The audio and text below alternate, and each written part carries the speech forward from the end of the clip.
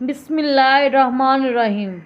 السلام علیکم ناظرین، آج کی ویڈیو میں ہم ایک ایسے موضوع پر بات کریں گے جسے سن کر ہر دل لرز جاتا ہے۔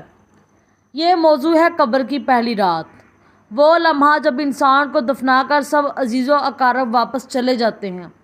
دنیا کی دوڑ دھوپ، مال و دولت، اولاد اور محبتیں سب پیچھے رہ جاتی ہیں۔ قبر میں اکیلا انسان اور اس کے اعمال رہ جاتے ہیں۔ آئیے آج ہم تفصیل سے سنتے ہیں کہ قبر میں پہلا لمحہ کیسا محسوس ہوتا ہے، منکر نکیر کے سوالات کیسے ہوتے ہیں اور ایمان والے اور کافر کے ساتھ کیا سلوک کیا جاتا ہے۔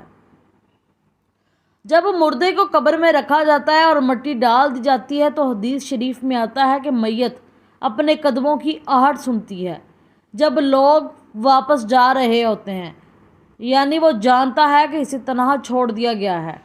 اس لمحے کی وحشت کا اندازہ ہم دنیا میں نہیں لگا سکتے۔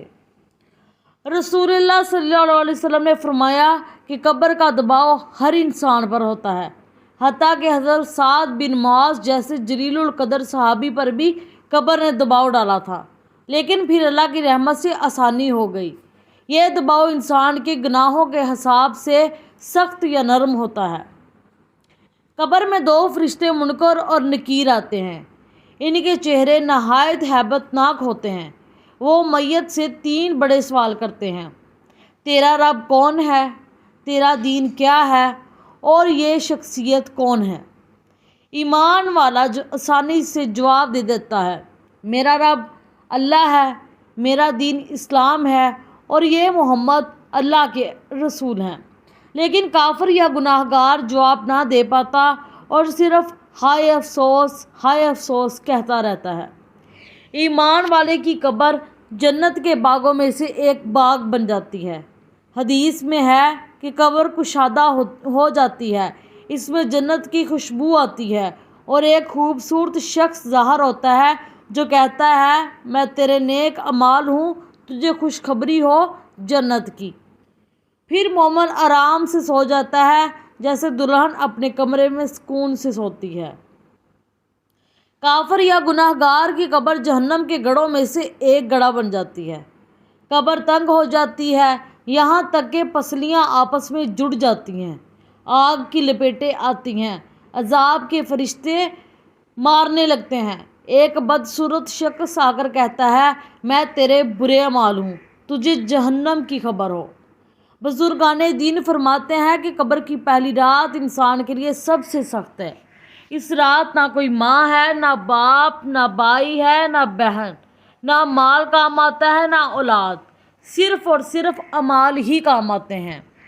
ایک روایت کے مطابق جب مومن قبر میں جواب دیتا ہے کہ میرا رب اللہ ہے تو اذان دینے کی آواز اور نماز پڑھنے کی عادت اس کی مدد کرتی ہے، گویا دنیا کی یہ عبادتیں قبر میں سہارا بن جاتی ہیں۔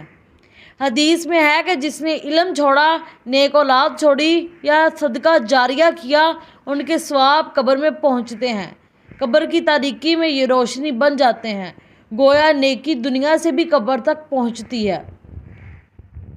قبر میں جھوٹ بولنے والے کو سخت مار پڑتی ہے، غیبت کرنے والے کے چہرے نوچ لیے جاتے ہیں، سود کھانے والے کو جہنم کی آگ کی کھڑکی دکھائی جاتی ہے اور نماز چھوڑنے والے کی قبر تنگ ہو جاتی ہے۔ یہ سب کچھ حدیث میں واضح طور پر بیان ہوا ہے۔ بزرگان فرماتے ہیں کہ میت کے لیے سب سے زیادہ نفع بخش چیز قرآن کی تلاوت اور اس کے لیے کی جانے والی دعا ہے۔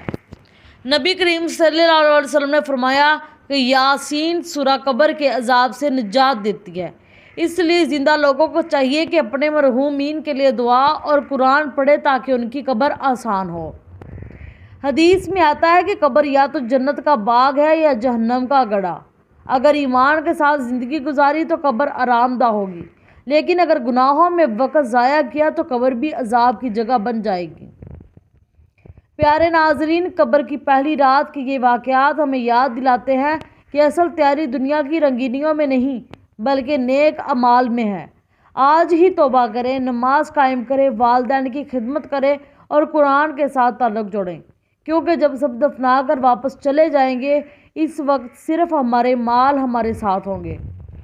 اللہ تعالی ہم سب کی قبروں کو جنت کے باغوں میں سے ایک باغ بنائے اور منکر نکیر کے سوالات کے وقت ہماری زبان پر آسانی عطا کرے، آمین یا رب العالمین۔